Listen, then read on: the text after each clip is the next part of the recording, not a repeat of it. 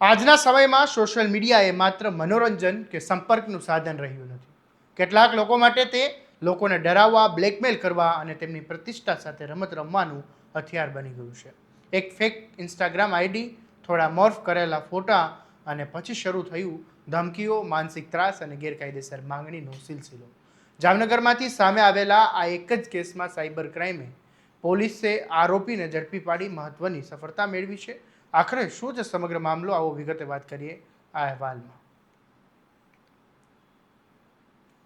નમસ્કાર, હું છું આસિફ કાદરી અને સ્વવાન સાથે તમારું સ્વાગત છે. જામનગર સાયબર ક્રાઇમ પોલીસ સ્ટેશનમાં એક પીડિત દ્વારા ફરિયાદ નોંધાવવામાં આવી હતી કે એક અજાણ્યો વ્યક્તિ ફેક ઇન્સ્ટાગ્રામ આઈડી બનાવીને તેને અને તેના પરિવારજનોને સતત ધમકી આપી રહ્યો હતો. માત્ર એટલું જ નહીં, પીડિતાના ફોટો મોર્ફ કરીને સોશિયલ મીડિયા પર વાયરલ કરવાની ધમકી આપવામાં આવી રહી હતી. ફરિયાદ મુજબ આરોપી મોર્ફ કરેલા ફોટાના આધારે પીડિત પર દબાણ ઊભું કરીને ગેરવ્યાજબી માંગણી પણ કરતો રહ્યો હતો. સતત મળતી ધમકીઓના કારણે પીડિત અને તેનો પરિવાર ભારે માનસિક તણાવમાં મુકાઈ ગયો. ફરિયાદ મળ્યા બાદ જામનગર સાયબર ક્રાઇમ પોલીસની ટેકનિકલ અને સર્વેલન્સ ડિજિટલ તપાસ શરૂ કરી અને સોશિયલ મીડિયા એકાઉન્ટ, મોબાઈલના ડેટા અને અન્ય ટેકનિકલ પુરાવાના આધારે આરોપીની ઓળખ કરવામાં આવી હતી. તપાસ દરમિયાન આરોપી વૃષિત વ્રજલાલ વાળાની સંડોવણી સામે આવતા પોલીસે તેની અટકાયત કરી છે.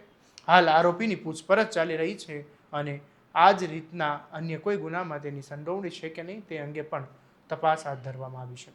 આ મામલે પોલીસે શું કહ્યું એ પહેલા સાંભળી લો. जामनगर साइबर क्राइम के द्वारा एक जो एफआईआर है उसको डिटेक्ट किया गया है.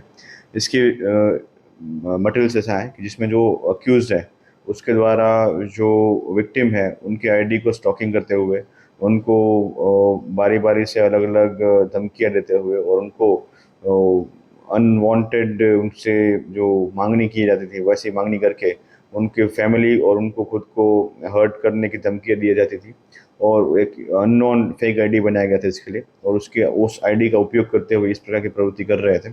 तो ये जो आईडी का उपयोग करने वाला जो एक्यूज है जिसका नाम है वृषित व्रजलाल वाड़ा, उसको अभी अरेस्ट किया गया है साइबर क्राइम जामनगर के द्वारा और उसके खिलाफ अभी आगे की कार्यवाही की जा रही है. આ સમગ્ર ઘટનાએ ફરી એકવાર મોટો સવાલ ઊભો કર્યો છે કે સોશિયલ મીડિયા પ્લેટફોર્મનો દુરુપયોગ કરીને લોકોની પ્રતિષ્ઠા સાથે રમત રમનારા આવા તત્વો સામે વધુ કડક કાર્યવાહી કરવાની જરૂર છે કે નહીં. કારણ કે એક ફેક આઈડીથી માત્ર એક એકાઉન્ટ નથી હોતું, પરંતુ કોઈના જીવનમાં ભય, અપમાન અને માનસિક ત્રાસનું કારણ પણ બની શકે છે. સાયબર ક્રાઇમ પોલીસનું પણ કહેવું છે કે જો કોઈ વ્યક્તિ સોશિયલ મીડિયા પર આવી રીતે બ્લેકમેલ કરે અથવા તો ધમકી આપે, મોર્ફ કરેલા ફોટા વાયરલ કરવાની ધમકી આપે, તો ગભરાવાની જગ્યાએ તાત્કાલિક નજીકના જે સાયબર ક્રાઇમ પોલીસ સ્ટેશન હોય તેમાં ફરિયાદ આપવી જોઈએ.